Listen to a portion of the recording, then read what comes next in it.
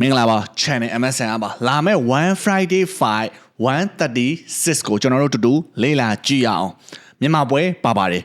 အောက်ချင်းလေးပါကျွန်တော်လည်းပြောပြပေးသားပါဒီနေ့မှာတော့အဲ့ဒီပွဲကိုကျွန်တော်တို့တူတူချင်းကပ်ကြည့်မယ်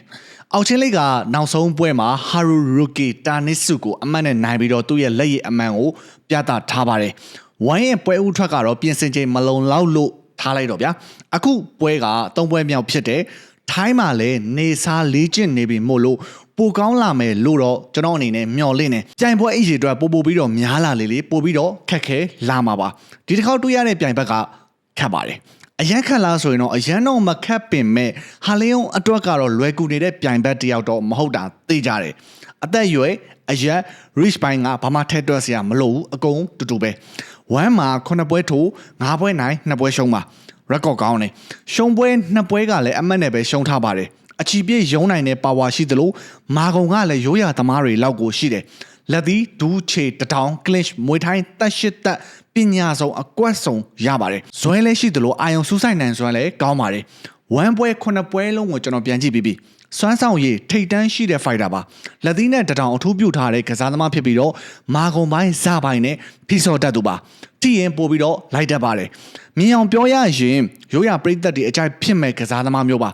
နောက်ဆုံးပြီးတော့ရှောင်းနာရှားတွေဒါကြောင့်စိုင်ထိုးပြန်ထိုးမှကြိုက်တယ်ဆိုတဲ့လူတွေအတွက်အကြိုက်တွေ့ကြလိမ့်မယ်ပွဲဖြစ်ကောင်းဖြစ်နိုင်တယ်အောက်ချင်းလေးကလည်းရိုးရာဘက်ကနေလာတဲ့သူမို့လို့ဇာပိုင်းကတော့မခေတဲ့သူပါဒီပွဲကမွေထိုင်းနေစနစ်ပိုင်းမှာထိုင်းကစားသမားတာနိုင်ပင်မဲ့ဇပိုင်းမာကုံပိုင်းမှာတော့အောက်ချင်းလေးကနေနေမှာမျိုးမဟုတ်ဘူးချက်ပီချစ်ကကတ်ထိုးတက်ပြီးတော့ pressure ပေးဆော့ဖို့စ조사ပါလိမ့်မယ်အောက်ချင်းလေးအနေနဲ့ close range ကိုပဲကတ်ပြီးတော့ဝိုင်းရင်သူရှုံးနိုင်ခြင်းမြင့်တယ်တက်နိုင်တဲ့လောက်ပတ်ပြီးတော့ဆော့ပြီးတော့အမှတ်ယူသင်းတယ်ကိုကလည်းဇာရှိရှိ fighter ဖြစ်ပေမဲ့ဘလို့ပဲနိုင်ဖို့အရေးကြီးတာမို့လို့တချို့ပွဲတွေမှာပြေးသိရင်ပြေးရမယ်ရှောင်သိရင်ရှောင်ရမယ်အမတ်ယူစောသိရင်လည်းစောရပါမယ်တက်နိုင်တဲ့လောက်ခွာစောပါပတ်စောပါပြိုင်ဘက်ကိုစိတ်ရှုပ်ပြီးတော့အမားလုံးမိအောင်စွပေးပါချက်ပီချက်ကဒေါသထွက်တတ်ပါတယ်ဒေါသထွက်ရင်အမားလုံးမိတတ်တယ်အဲ့လိုဖြစ်အောင်စွပြီးတော့စောပေးသင့်ပါတယ်ရှေ့ပွဲဂျပန်ပွဲစဉ်တွေကလိုမျိုးဖွင့်ထိုးမယ်ရှင်ဝိုင်းမယ်ဆိုရင်တော့အောက်ချင်းလေးဘက်ကနေ risk ရှိပါတယ်မာဂုံမိုင်းကလည်းဟိုဘဲကနေမနေဘူးကိုလူကတော့မှပို့ပြီးတော့ကြားနိုင်ခြင်းမြင့်တယ်ဒါကြောင့်မို့လို့ခွာစောပတ်စောကောင်နာဆော့တာဒီအကောင်ဆုံး game plan တစ်ခုလို့မြင်ပါတယ်နောက်တစ်ခုက push kick တွေများများသုံးသင့်ပါတယ်ကက်လာရင် push kick ကန်ပြီးတော့ထွက်ပါဂျူတိုင်း issue နဲ့ပွဲမှာသုံးခဲ့တဲ့ hack kick မျိုးတွေဒီပွဲမှာများများလေးသုံးပေးပါ clinch ကိုတတ်နိုင်တဲ့လောက်ရှောင်ပါထောင်းမကတ်မိစေပါနဲ့ရှင်ဝိုင်းရမယ့်အနေထားကိုတတ်နိုင်တဲ့လောက်ရှောင်စောဖို့လိုပါတယ်အမတ်ကိုပဲဥတီပြီးတော့စော့နိုင်မယ်ဆိုရင်အောက်ချင်းလေးမျောလင်းလို့ရပါတယ် sorry ထိုင်းကစားသမားဖြစ်နေတာတော့မေ့သွားတယ်ဘလို့ပဲဖြစ်ဖြစ်အမတ်ဆုံးဖြတ်မှာသူတို့ငင်းမရအောင်ကိုယ့်ဘက်ကနေပြီး clean shot တွေများများထိုးထားနိုင်မယ်ဆိုရင်တော့အမတ်နဲ့နိုင်ကောင်းနိုင်ပါတယ်ပြန်ပြောမယ်